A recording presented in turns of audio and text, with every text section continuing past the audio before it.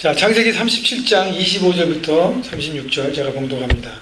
그들이 앉아 음식을 먹다가 눈을 들어 본즉 한 무리의 이스마엘 사람들이 길르앗에서 오는데 그 낙타들의 향품과 유황과 모략을 싣고 예굽으로 내려가는지라. 유다가 자기 형제에게 이르되 우리가 우리 동생을 죽이고 그의 피를 덮어둔들 무엇이 유익할까? 자, 그를 이스마엘 사람들에게 팔고 그에게 우리의 손을 대지 말자. 그는 우리의 동생이 우리의 혈육이니라 하며 그 형제들이 청종하였더라. 그때 미디안 사람 상인들이 지나가고 있는지라 형들이 요셉을 구덩이에 끌어올리고 은 20에 그를 이스마엘 사람들에게 팔매 그 상인들이 요셉을 데리고 애굽으로 갔더라. 르우벨이 돌아와 구덩이에 이르러 본즉 거기 요셉이 없는지라 옷을 찢고 아우들에게로 되돌아와서 이르되 아이가 없도다. 나는 어디로 갈까?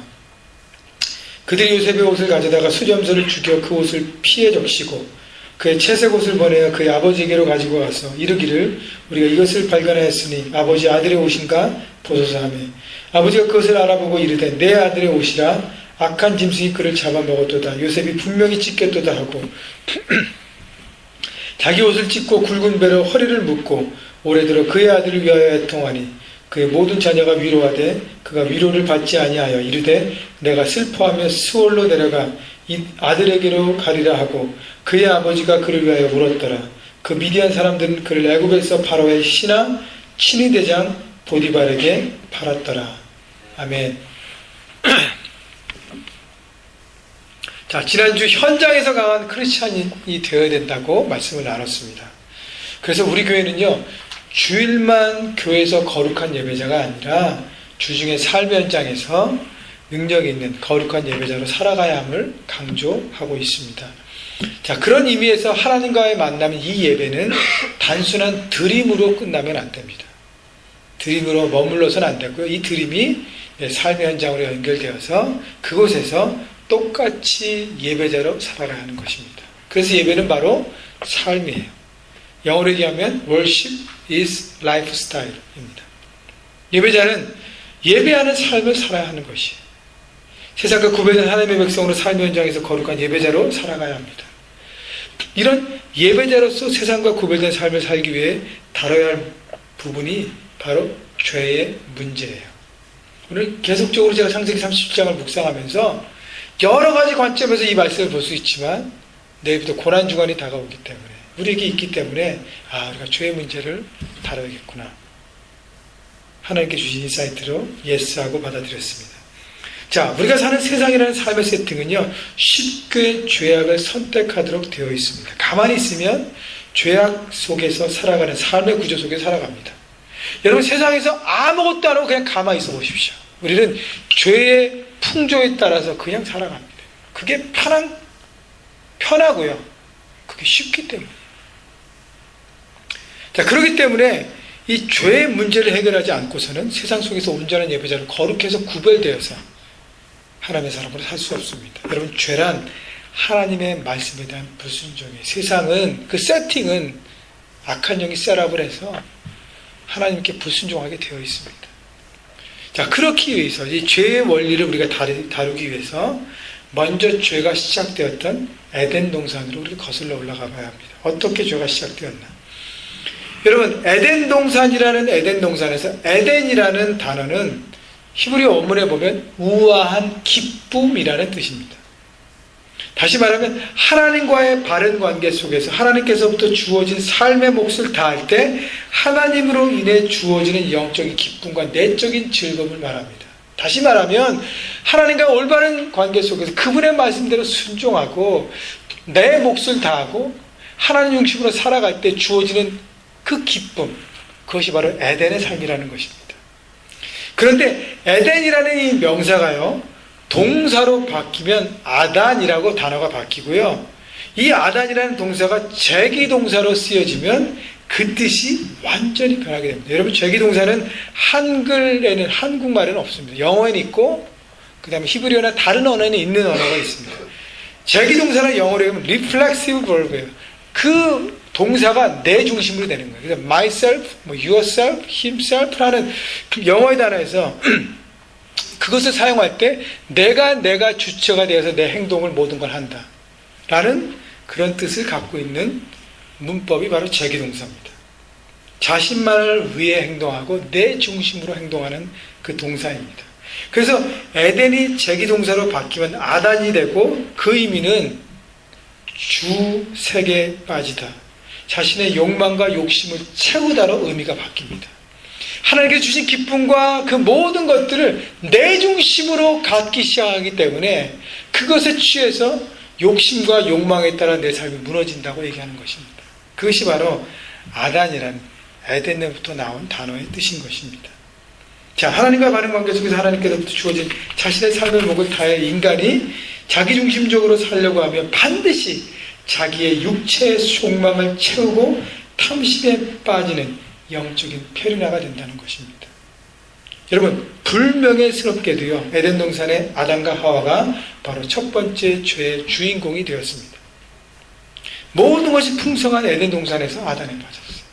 여러분, 에덴 동산은요, 아담과 하와가 너무 삶이 힘들고 인컴이 없고 여러 가지 문제 가운데 막 하루하루 살기 어렵고 페이먼 걱정하고 미래가 어떻게 될까, 만남이 어떻게, 관계를 어떻게 풀어야 될까, 이런 걱정이 있던 땅이 아니에요. 아무 걱정 없는 하나님께서 공급하시는 완벽한 땅이었습니다. 완벽한 삶의 셋업이 되었던 곳이었어요. 근데 그곳에서 어떻게 해요? 아단에 빠졌습니다. 하나님께서 금지하신 열매를 먹기만 하면 하나님처럼 된다는 사단의 유혹에 스스로 하나님 되려는 아단의 무너져 선악과를 범하게 됩니다. 그 대가로 어떻게 됐습니까? 에덴 동산에서 추방되었어요. 하나님께서 주셨던 그 풍성한 삶을 발로 뻥 차고 무너뜨려 놓습니다. 누구예요? 자기 스스로.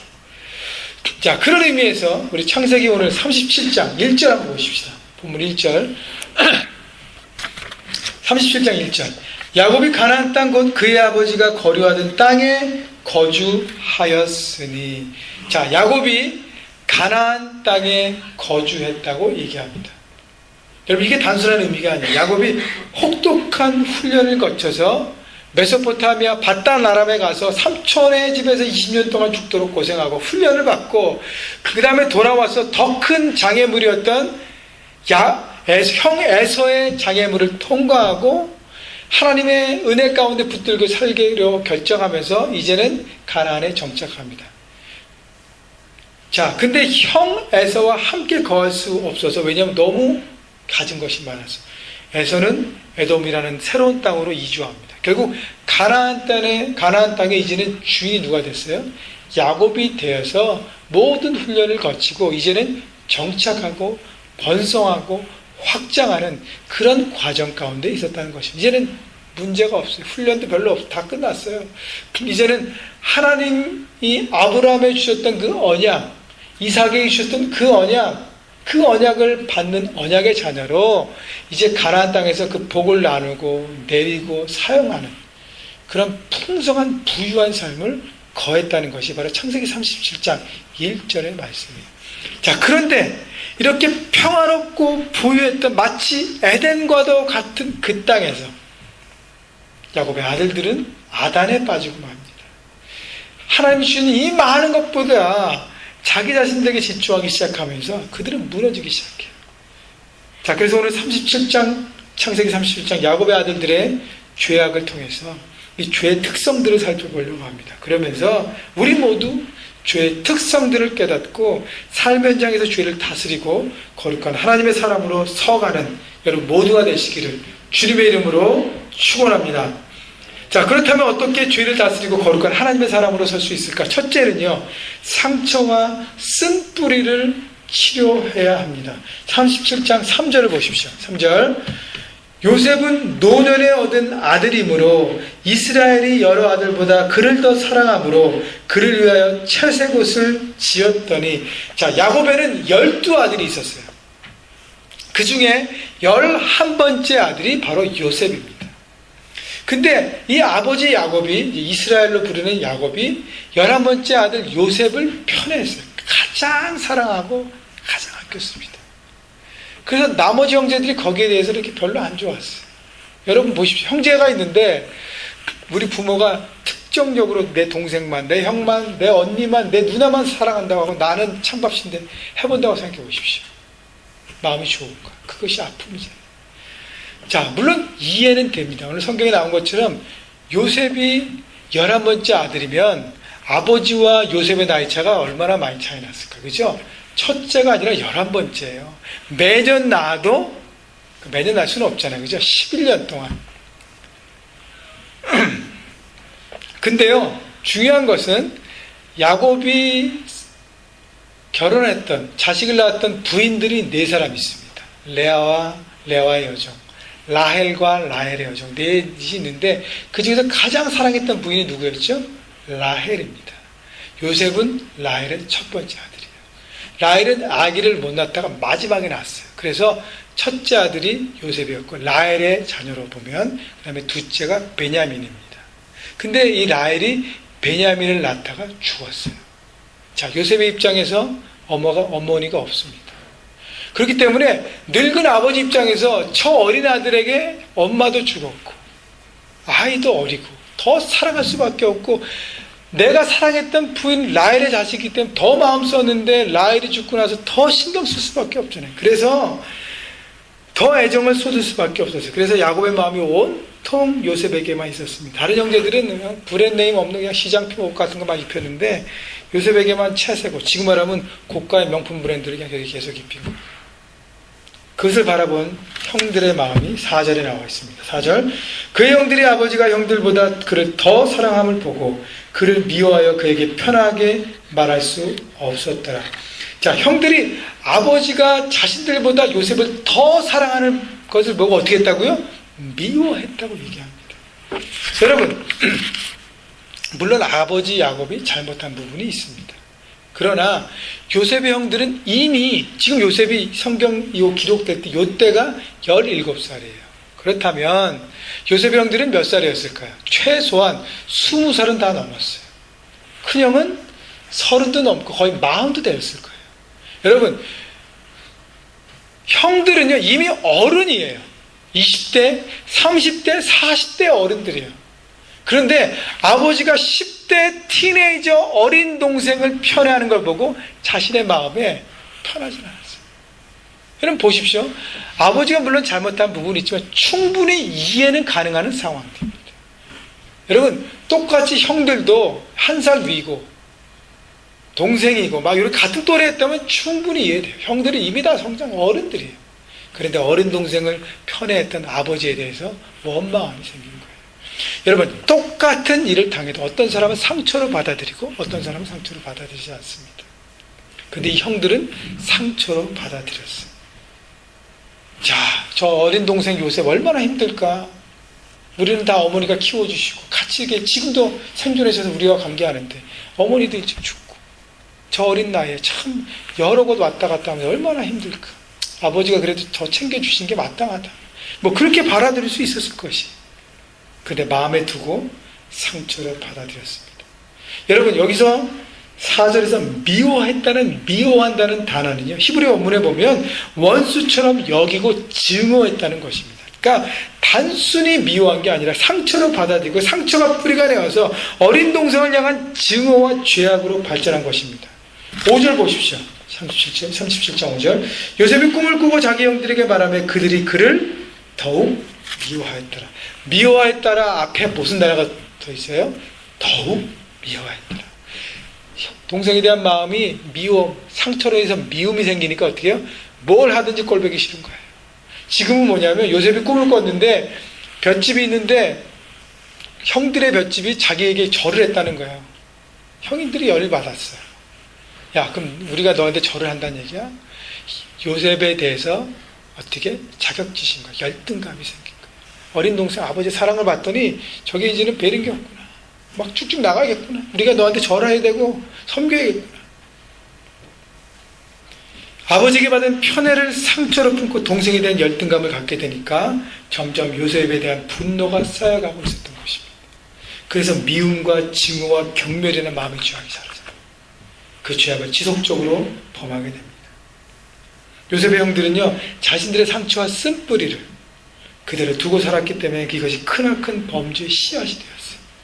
이들처럼 많은 사람들이요, 상처와 쓴뿌리를 가지고 살고 있습니다. 여러분, 몇 주 전에 제가 이 상처에 대한 얘기하면서 거절감에 대한 얘기 많이 했는데, 오늘은요, 거절감은 지난번에 했으니까 오늘은 다른 걸 얘기하겠습니다. 여러분, 상처 중에 여러 가지가 있는데 거절감을 가진 사람들, 부모로부터, 형제로부터, 주변 사람들로부터 어떤 형태가 되든 거절감을 갖고 자란 사람들은요, 대개 두 가지 모습으로 커가면서 표현됩니다. 하나는 분노예요. 거기다 분노를 표출합니다. 또 하나는 뭔지 아세요? 열등감이에요. 열등감에 사로잡힌 사람은 모든 걸 즐기지 못합니다. 다른 사람이 잘 되는 꼴을 볼 수가 없습니다. 예를 들어서 TV에 예쁜 여자, 멋진 남자 연예인이 나왔다고 해봅시다. 참 예쁘다, 멋지다, 야, 매력적이다, 호감형인데, 야, 그렇게 참 멋지게 살았으면 좋겠다 하고 축복하지 않습니다. 야, 요즘 뭐 자연적인 미인이 어딨냐, 다 뜯어 거친 거겠지 하면서 인터넷 막 뒤지면서, 중고등학교 사진 막 뒤지면서 괜히 심술을 부리잖아요. 쟤들은 언젠가 쟤들도 늙겠지. 여러분, 본인들은 정의롭다고 하면서 그게 찾지만 다 열등감의 뿌리예요. 다른 사람이 좋은 차를 타고 다니고 좋은 학교에 가고 좋은 직장에 가면 본인이 견딜 수가 없어요. 나도 무리해서도 막 사고 막 물건을 막 삽니다. 이것도 열등감이. 열등감이 없는 사람은요, 주위에 아름답고 머리도 좋고 일도 잘하는 사람들을 보면, 아, 하나님 저렇게 아름답게 만드셨구나. 그냥 즐깁니다. 다른 사람이 잘 되는 것에 박수를 보내고 본인은 자신이 가진 것에 감사하고 자신 일에 충실합니다.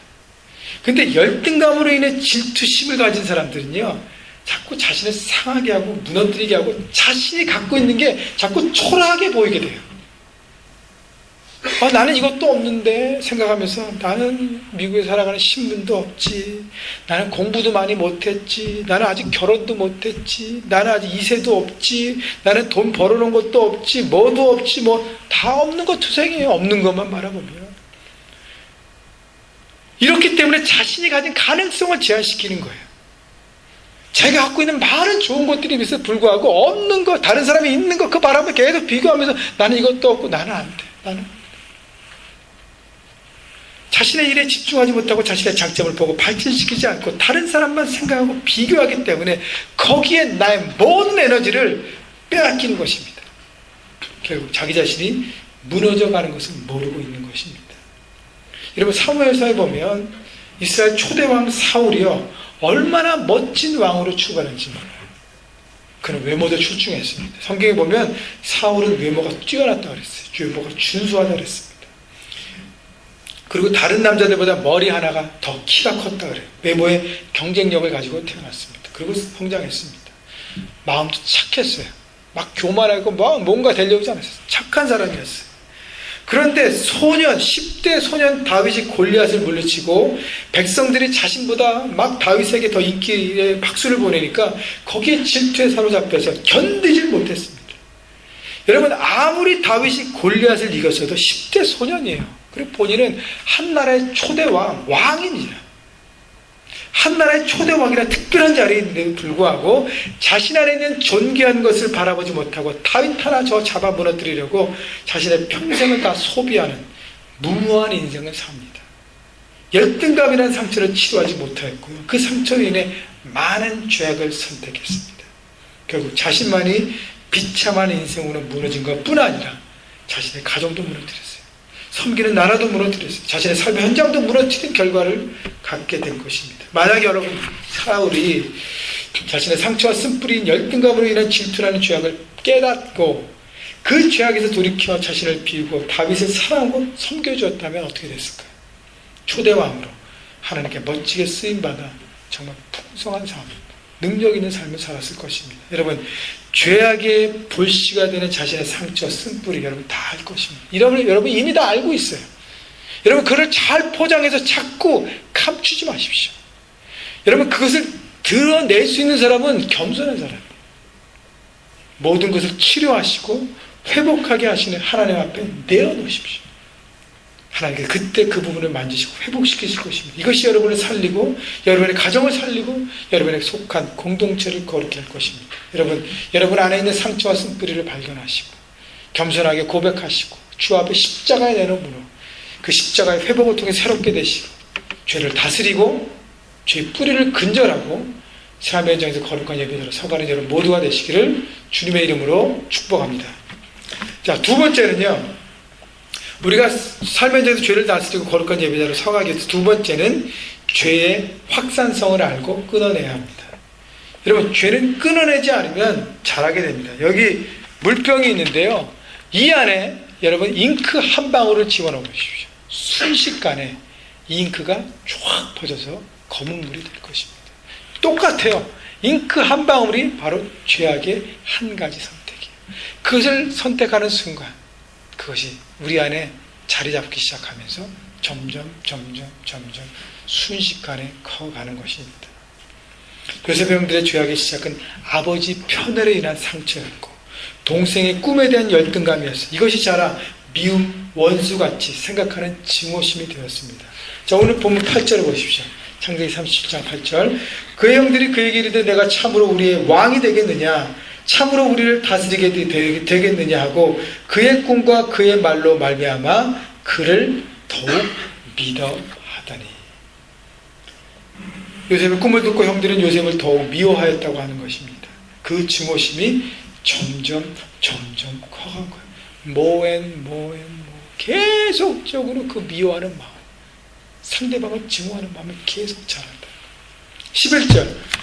그 형들은 시기하되 그의 아버지는 그의 말을 간직해 두었더라. 두 번째 요셉의 꿈을 듣고 형들의 반응이 뭐냐면 그들이 어떻게 해요? 그 형들은 시기하대. 누구 시기했어요? 동생을 시기한 것입니다. 시기, 질투, 마음으로 할 수 있는 최악의 선택, 죄악을 범하기 시작하는 것이죠. 죄악이 점점 발전되기 시작하는 거예요. 자, 그 다음에 점프해서 18절 보십시오. 자, 요셉이 그들에게 가까이 오기 전에 그들이 요셉을 멀리서 보고 죽이기를 꾀하여. 자, 12절부터 17절을 제가 요약해드리면 하루는 형들이 집에서 60마일 떨어진 세겜이라는 곳에서 양떼를 치고 있었어요. 그때 아버지가 형들이 잘했는지를 확인하라고 요셉을 심부름 보냅니다. 요셉이 세겜을 떠나 도단까지 옮겨가서 양떼를 치고 있던 형들이 거기 갔던 걸 확인하고 세겜을 거쳐서 도단까지 찾아갑니다. 자, 그때 요셉이 형들이 있는 곳에 가까이 옴을 멀리서 바라본 형들이 요셉을 죽이기로 마음을 같이 모은 것입니다. 10명의 형들이요. 누가 누구에게 먼저 얘기했느냐, 똑같이 서로 바라보면서 쟤를 우리가 죽이자. 가까이 온 것도 아니고 멀리서 요셉이 오는 걸 보고 쟤를 죽이자. 마음에 있는 상처와 쓴뿌리가 죄악이 되기 시작하고 그 죄악이 점점 자라면서 이제는 어떻게 마음으로 미워하는 것뿐 아니라 행동으로 옮기려는 계획들을 하게 되는 것입니다. 자, 20절 보십시오. 자, 그를 죽여 한 구덩이에 던지고 우리가 말하기를 악한 짐승이 그를 잡아먹었다 하자 그의 꿈이 어떻게 되는지를 우리가 볼 것이니라 하는지라. 자, 그를 죽여. 자, 그를 죽여의 동사는 let's us. 뭐냐, 우리 모두가 함께 한 마음으로 저 동생을 잡아 죽이자. 여러분, 미움이 증오로, 증오가 시기와 질투로, 시기와 질투가 살인으로 요셉을 향한 형들의 마음의 죄악이 이제 실행으로 옮겨지고 있는 것입니다. 여러분, 그렇습니다. 죄악의 불씨를 뽑아내지 않으면 죄악은 내 안에서 빠르게 자기 시작해요. 커지고 확장되는 것은 순식간입니다. 죄악의 마음은 절대로 내 안에 머물거나 거기에 끝나지 않습니다. 죄는 일단 시동이 걸리면 걷잡을 수 없이 확산되고 증폭됩니다. 마치 손으로 눈덩이를 만들어 굴면 그 덩이가 순식간에 커지는 것과 같은 것입니다. 여러분, 그래서요, 어떤 죄악이든지 여러분 안에 있는 죄악을 발견하면 그냥 넘어가지 마십시오. 괜찮겠지. 이번 한 번쯤이야. 뭐. 여러분, 미움과 증오와 시기 중 특별한 마음으로 짓는 죄악들 빨리 마음을 돌이켜 새롭게 합니다. 여러분, 처음부터 죄악을 실하게 옮기는 사람은 없어요. 여러분, 살인만 얘기하는 게 아니에요. 여러 가지 죄악들. 내가 생각하고 또 생각하고 마음 가운데 계속 이미 죄악을 범한 것을 내가 움직이기 시작합니다. 처음부터 거짓말 싹 하는 사람은 없어요. 계속적으로 어떻게 할까 마음으로 계속 그러다가 딱 얘기하는 거예요. 여러분, 그러니까 그 내 마음 안에 있는 그 잘못된 뿌리들을 이미 잘라버려야 하는 것입니다. 여러분, 죄의 확산성을 알기 때문에 바로 해결해야 돼요. 삶 현장에서 거룩하고 순결한 예배자로 살아가기에 죄악의 모든 것, 아무리 작은 것이라도 제거하라는 것입니다. 죄에 대한 단호한 태도를 하나님 말씀하시는 거예요. 여러분, 아무리 작은 죄악이라도 거짓말 하나라도 깨달았다면 그 자리에서 철저하게 회개하며 십자가 앞에 나가십시오.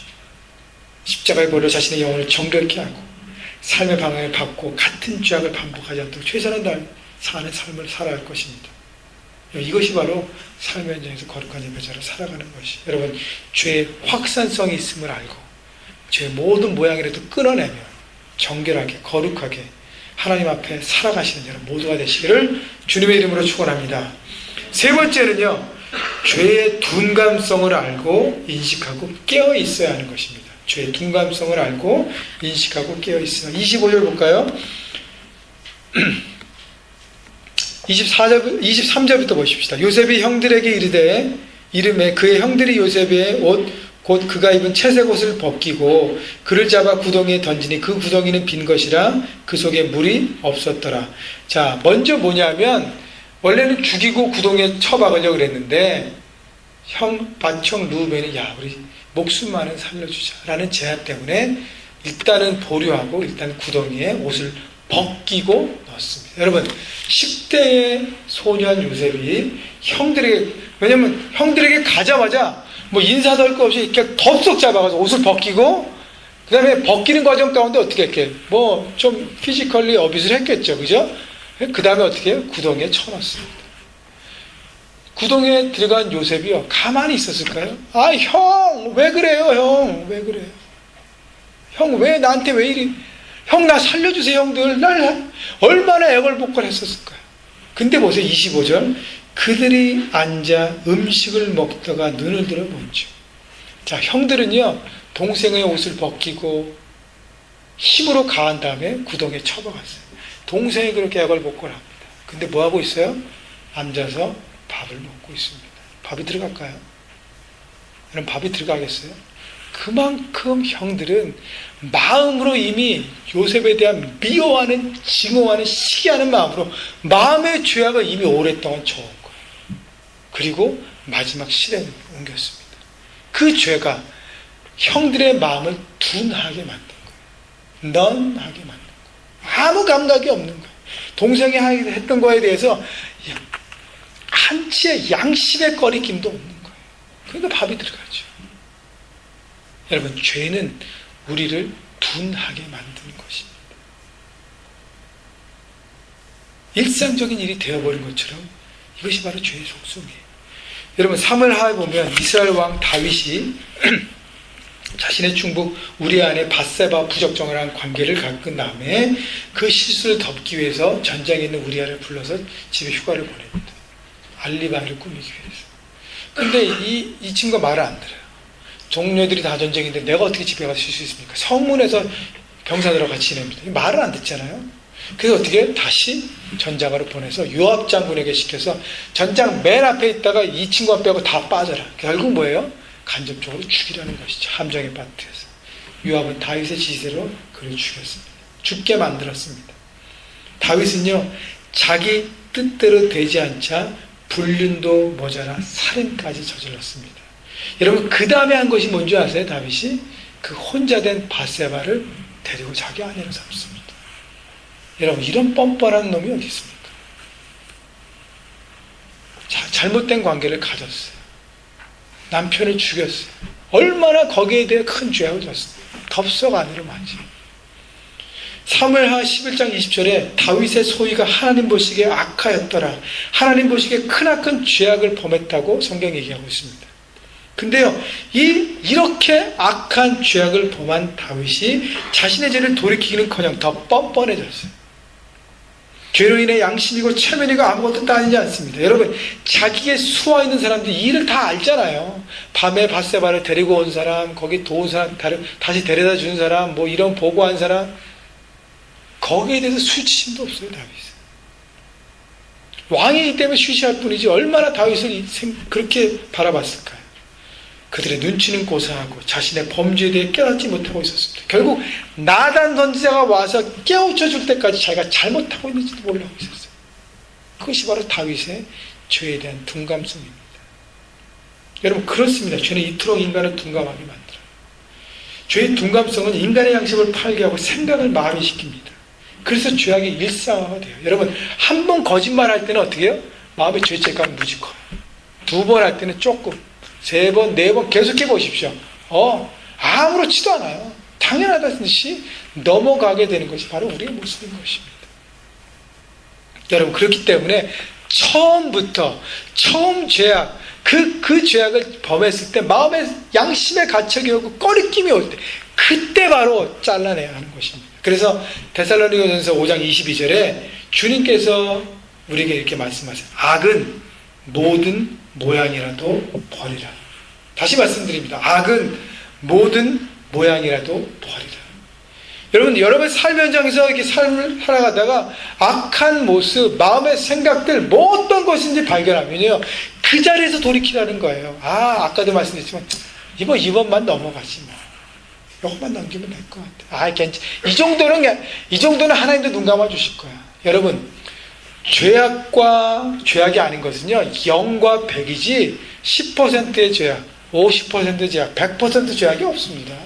여러분, 죄인가 아닌가 여기에 흑백이에요. 나는 작은 죄를 지었어.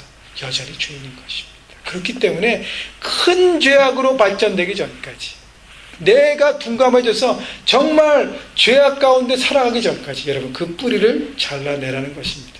처음부터 끊어내십시오. 버리십시오. 그래야 영적으로 생명력 있는 삶을 여러분 속한 가정에서, 삶의 현장에서 살아가게 될 것입니다. 자, 마지막은요, 어떻게 죄를 다스리고 현장에서 거룩한 예배를 살아갈까? 마지막은 죄는 무거운 결과를 보게 해줍니다. 죄는 무거운 결과를 보게 해줍니다. 죄는 무거운 것입니다. 왜냐하면 죄에 대한 대가 지불을 치르기 때문이에요. 31절, 32절, 33절을 볼까요? 그들이 요셉의 옷을 가져다가 수점소를 죽여 그 옷을 피해 적시고 그의 채색 옷을 보내어 그의 아버지에게로 가져가서 이르기를 우리가 이것을 발견하였으니 아버지 아들의 옷인가 보소서 하며 아버지가 그것을 알아보고 이르되 내 아들의 옷이라 악한 짐승이 그를 잡아먹었도다. 요셉이 분명히 찢겼도다 하고. 자, 구덩이에 빠진 그 동생, 빠뜨린 동생을 죽이진 않고 지나가는 미디안 상인에게 노예로 팔아먹습니다. 자, 그리고 난 다음에 자신들의 잘못된 책임을 피하기 위해서 요셉의 옷에 숫염소에 피를 묻히고 아버지에게로 가져와서 자신들이 요셉이 우리에게 오는 과정 가운데 아마 짐승에게 잡아먹혔거나 강도의 피습을 당한 것 같다고 거짓 보고합니다. 형들은 피를 묻힌 요셉의 겉옷을 가지고 아버지를 속입니다. 34절 자기 옷을 찢고 굵은 배로 허리를 묶고 오랫도록 그의 아들을 위하여 애통하니 야곱은 자기가 가장 사랑하는 아들이 죽었다는 것으로 생각하고 아파하며 슬퍼합니다. 여러분, 이것이요 바로 무거운 죄의 결과입니다. 야곱이 뿌린 죄악의 씨앗을 누가 얻고 있어요? 야곱이 스스로가 얻고 있는 거예요. 야곱이 누구죠?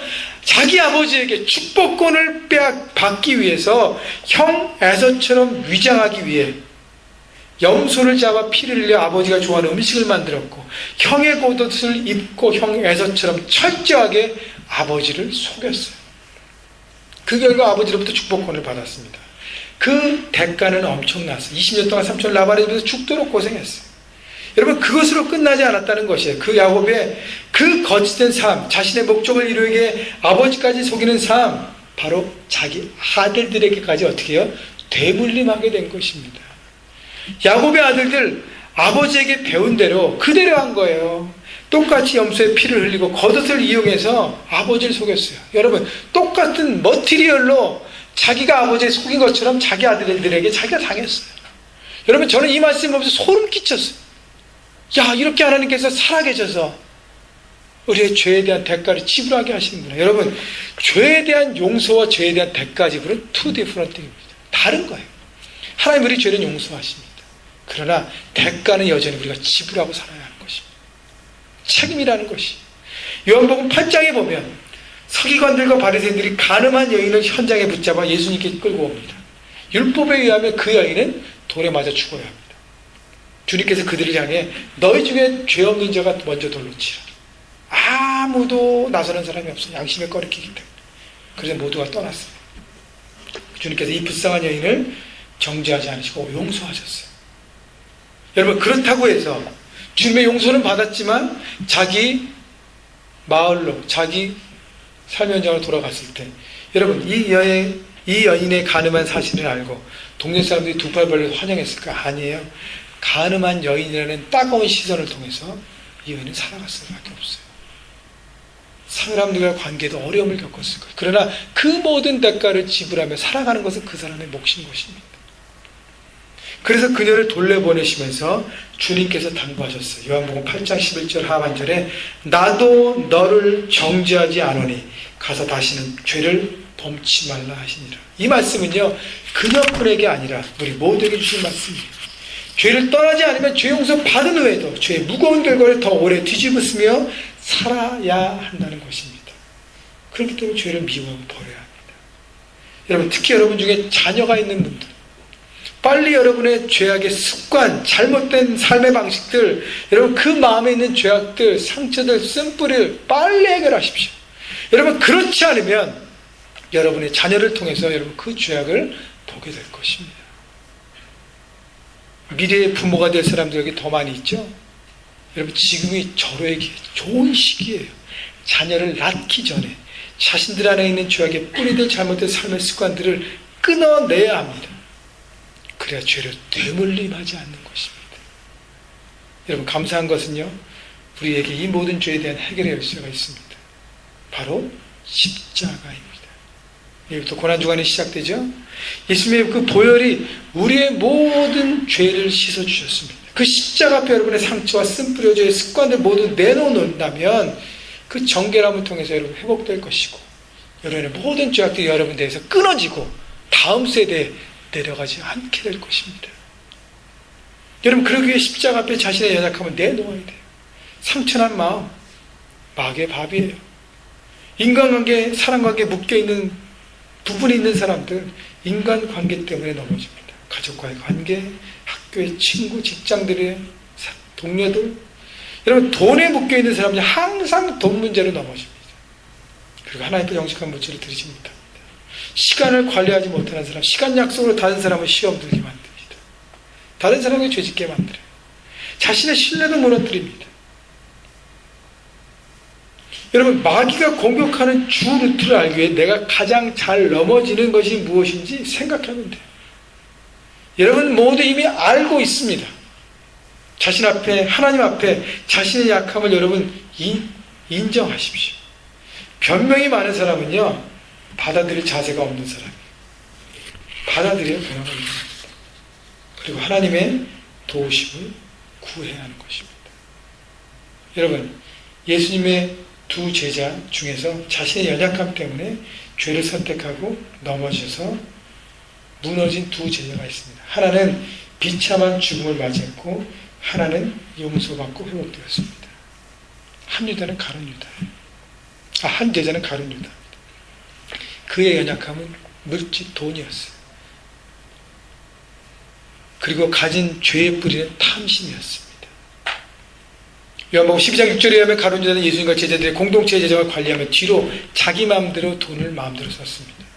이런 돈에 묶여있는 인생, 마귀는 유다의 약점을 쥐고 흔들었어요. 그래서 유다가 대제사장과 군관들에게 예수님을 놓고 흥정했습니다. 딜을 했어요.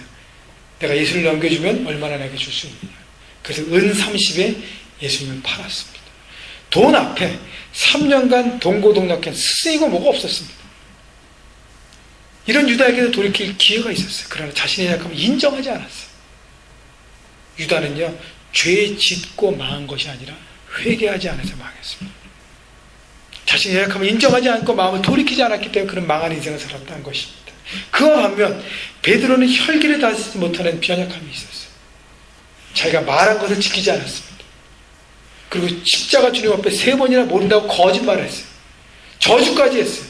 배신의 행위를 했어요. 엄청난 죄를 지었습니다. 여러분, 예수님의 입장에서는요, 베드로의 죄가 더 커요. 유다는 그럴 수 있겠다라는 생각하실 수도 있을 거예요. 평상시 유다의 삶의 모습. 그러나 베드로는 예수님의 끝까지 가까이, 제가 죽도록 충성하겠습니다. 몇 번이고 얘기하고요. 앞에서 물불을 안 가리고 열심히 뛰었던 사람이에요. 그러나 그가 배신했어요.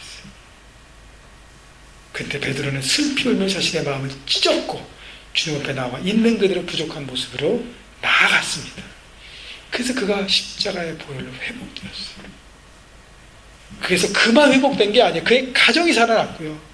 12제자 공동체가 회복됐고 초대교회라는 그리스도의 몸 공동체가 거룩하게 일어나 성장할 수 있었던 것입니다. 여러분, 오늘 말씀을 정리하면요, 우리가 죄를 다스리고 삶의 현장에서 거룩한 예배자로 능력 있게 살아가기 위해서 첫째는 상처와 쓴뿌리를 치료해야 합니다. 그래 상처를 통해 오는 죄악의 물결을 끊어낼 수 있습니다. 둘째는 죄의 확산성을 깨닫고 끊어내야 합니다. 거룩한 예배자로 서기에 죄의 흔적, 모습을 도려내야 하는 것이죠. 그리고 죄에 대해서 예민해야 합니다.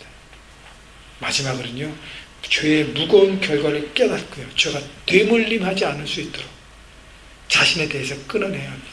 여러분, 이 시간 모든 죄를 자백하고 마음을 돌이켜 주님 앞에 나가십시오. 여러분, 겸손한 사람만 주님 앞에 고백하여 나갈 수 있습니다. 그리고 하나님이 원하시는 방향으로 걸어가는, 그래서 삶 현장에서 거룩한 예배자로 살아가는 능력의 종들이 모두 되시기를 주님의 이름으로 축복합니다.